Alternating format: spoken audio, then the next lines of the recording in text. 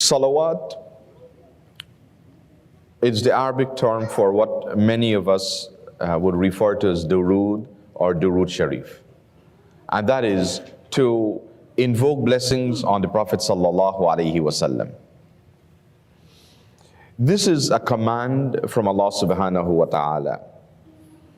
Allah subhanahu wa ta'ala in Surah Al-Ahzab commands us to invoke blessings on the Prophet sallallahu alaihi wasallam in the ayah that we are all familiar with. Bismillahir Rahmanir Rahim. Inna Allaha wa malaikatahu yusalluna ala nabi. Ya ayyuhalladhina amanu sallu alayhi wa sallimu taslima. So this is a command from Allah subhanahu wa ta'ala.